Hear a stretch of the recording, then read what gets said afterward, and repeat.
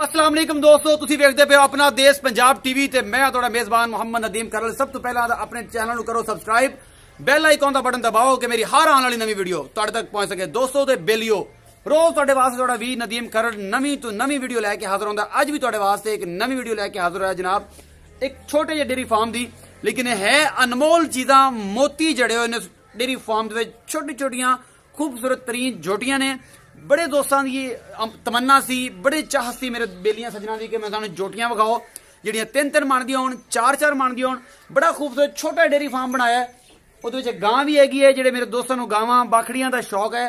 ये क्रॉस भी है, मेरे पिछे एक वड्डी सारी एक दियो कामत गां नजर आ रही है, बड़ी वड्डी सारी काले रंग की गां क्रॉस है, फ्रीजन क्रॉस गां। इहदी वड्डी गां तुसीं अलहमदुलिल्लाह नहीं वेखी होण, लेकिन कैमरे च तुसीं नजर आ रही है सारा कुछ। इन्हां दे ओनर नूं पुछांगे इहदे बारे की हिसाब किताब है। कटियां बड़ियां खूबसूरत अनमोल हीरे ने, अनमोल हीरे तो मैं विखावांगा। वाकई उनदियां खसीतां उहदे मालिक नूं पुछांगे कि किहड़ी किहड़ी चीज़ किस किस लैवल दी है ते किन्ने किन्ने दी है। सारी चीज़ां अपना देश पंजाब दी इस वीडियो च मिलदी है तुहानूं ते इंशाल्लाह मिलेगी। सब तो पहले आपां गां नूं विखाना है, उस तो बाद इहदे ओनर नूं दा रेट भी पुछांगे ते जनाब उस तो बाद तुहानूं कटियां भी विखावांगे ते जोटियां भी विखावांगे। जिहड़ा सारा साग कैमरामैन साहब अगे आओ। सब तो पहले तो गां देखो जी कितनी वड्डी है। यह सारा कुछ दिखाओ गां दा, पूरा वजूद विखाना है गां दा, बिल्कुल एक एक चीज, पूरा एक एक पूरा थण विरला ते शाह काला थण है। मालिक नूं पुछांगे किनवे सूए, घर दी गां है, किसी किस्म दा इहनूं कोई मसला नहीं है। नाल झोटी भी खड़ी है, बिल्कुल ए पूरा मुंह विखा रहा है, बिल्कुल असील गां है, एडी वड्डी देख लो, प्योर फ्रीजन है, कोई शक नहीं है। मालिक नूं पुछां किन्ने महीने दी ए हमला है नहीं है, दुध किन्ना दिंदी है, सारा कुछ मालिक नूं पुछांगे। उस तो बाद एक कट्टी है, ए कट्टियां दा इकट्ठा रेट मालिक ने करना है, गां दा बखरा करना है, मालिक नूं पुछांगे पूरा। ए जोटी चेक कर सकते हो तुसीं, किन्ने मन दी है, 4 मन दी है, 5 मन दी है। बिल्कुल सिंह चूर कुंडे, निक्का निक्का सिंह लगे, बिल्कुल नीली रावी दी शाह काली अख है। जोटी दा पूरा पिछला हिस्सा भी कैमरामैन साहब विखाओ, पूरा विखाओ हिस्सा, पूरा हिस्सा विखाओ। ए चेक कर सकते हो जोटी, बड़ी खूबसूरत विरलां दे थाने होने, तकरीबन चिची जी जिन्ना मोटा थान है इस जोटी दा। उस तो बाद कैमरामैन साहब अगे दूसरी जोटियां विखाने आप।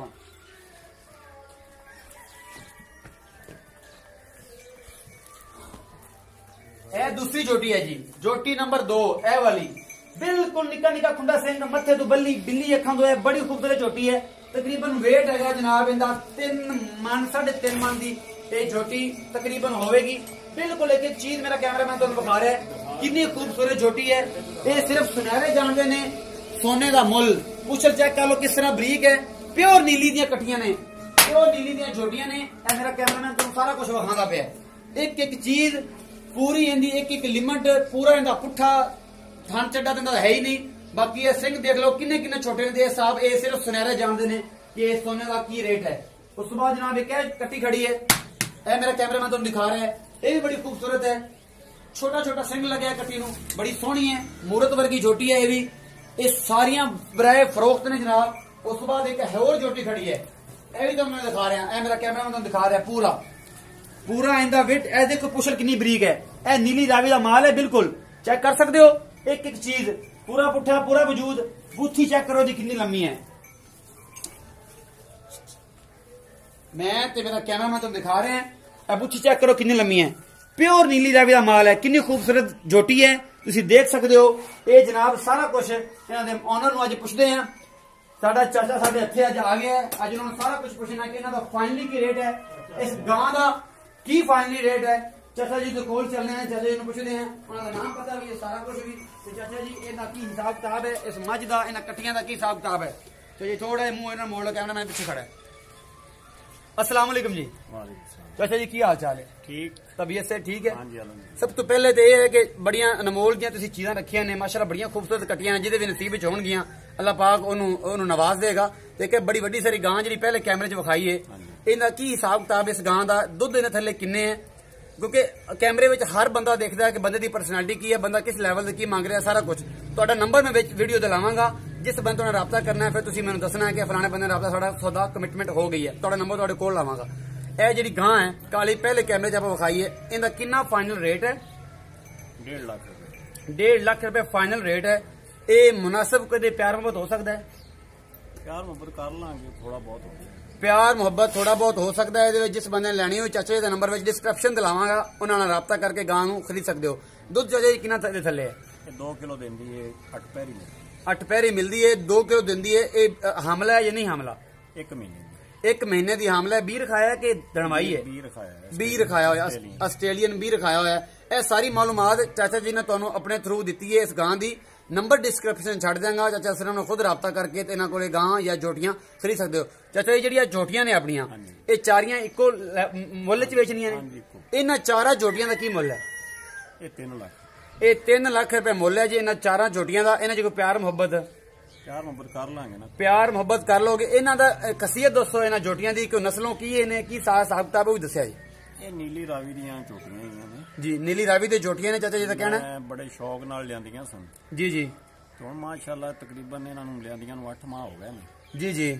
ਹੁਣ ਤਾਂ ਬਿਲਕੁਲ ਤਿਆਰ ਨੇ। ਆ 2-4 ਦਿਨਾਂ ਦੇ ਵਿੱਚ ਗੱਭਣਾਉਣ ਵਾਲੀਆਂ ਹੋ ਗਈਆਂ। ਗੱਭਣਾਉਣ ਵਾਲੇ ਚਾਚਾ ਜੀ ਦਾ ਕਹਿਣਾ ਜੀ ਬੜੀ ਸ਼ੌਕ ਨਾਲ ਇਹ ਜੋਟੀਆਂ ਲਿਆਂਦੀਆਂ ਨੇ। ਨਹੀਂ ਤੁਸੀਂ ਦੇਖ ਸਕਦੇ 8 ਮਾਹ ਹੋ ਗਏ ਨੇ ਇਹਨਾਂ ਨੂੰ ਆਂਦੀਆਂ ਨੂੰ, ਤੇ ਇਹ ਹੁਣ ਸਾਰੀਆਂ ਜਿਹੜੀਆਂ ਨੇ ਨਿਤਰਨ ਵਾਲੀਆਂ ਨੇ। ਕੋਈ 15 ਦਿਨਾਂ ਨੂੰ, ਕੋਈ 20 ਦਿਨਾਂ ਨੂੰ ਇਹ ਸਾਰੀਆਂ ਕ੍ਰਾਸ ਹੋ ਜਾਣਗੀਆਂ।